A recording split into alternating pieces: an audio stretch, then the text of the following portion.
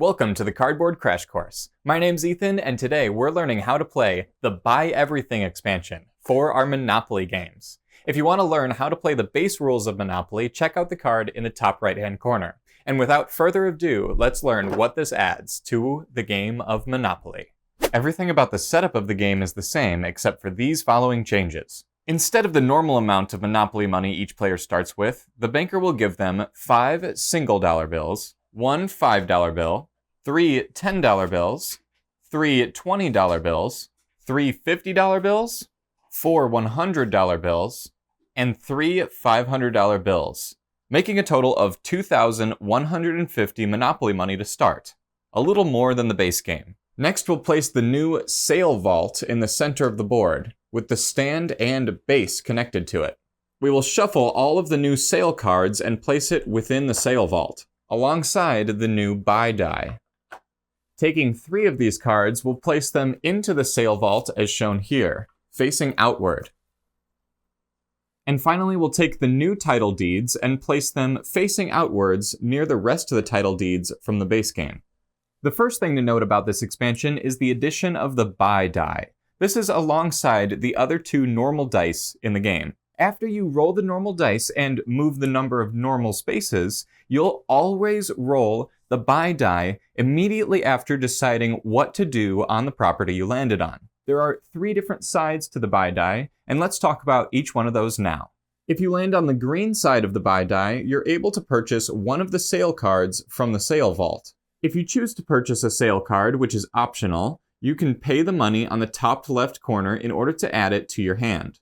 These sale cards all have different triggers and abilities that are very powerful and move you along in the game, but you cannot use them on the same turn that you buy them. You have to wait until at least the start of your next turn. In just a minute, I'll go over the 4 different types of sale cards. If you roll on this white side instead, you can force any player to discard one of their sales cards. You'll look at their hand and choose which of the sales cards you want them to discard. They have the opportunity in this moment, however, to make you a deal in order to keep their card, and it might be a good one. The third type of die face you can roll is this yellow refresh face. If you roll this one, you have the opportunity to discard any of the cards you want from the sale vault and replace it with the top card of the draw pile. There are 3 types of sale cards, and I want to go through each one of them, as they're denoted by the colors on the top. The red cards are single-use cards and tell you to discard them when they're used. Remember, you can't use them on the same turn that you buy them, but you can only use them on your turn, so you have to wait until the next turn after you purchase it. The second type of card, the yellow ones, are ongoing abilities. So as long as you have the card, it is an active ability that always affects you and your game plan.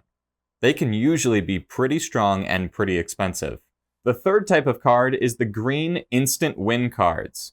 This is an additional way to win the game on top of having a monopoly and eliminating all other players. Each of these cards have a different win condition, so the game can end quicker and in many different ways.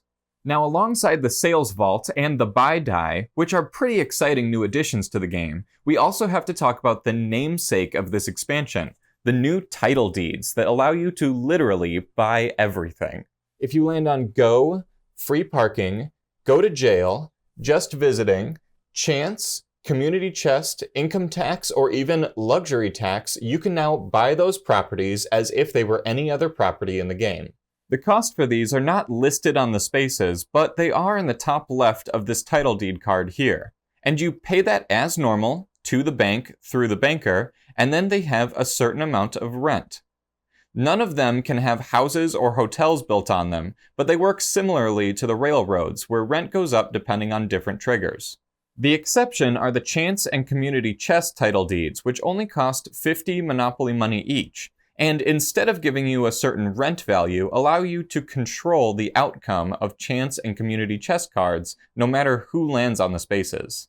Just like with any other title deed, if a player cannot or doesn't want to purchase a title deed when they land on the space the first time, they must auction it off through the banker to the rest of the table following normal auction rules. Again, if you don't know those normal auction rules, check out How to Play Monopoly and Refresh Rules in the top right corner. The game can end as normal if somebody monopolizes the board, but you can also win if you trigger your instant win sale card. Remember, you can only have 3 sale cards at a time in your hand. So if you're trying to plan around it, you have to discard one before you purchase a new sale card. This expansion, just like the other 2 expansions, is great for if you want to speed up the game. Thank you very much for watching and learning how to add the Buy Everything expansion to our Monopoly games. If you also want to learn how to add the free parking jackpot or go to jail expansions, check out the YouTube channel or the description down below. Have a great rest of your day, and I'll see you next time.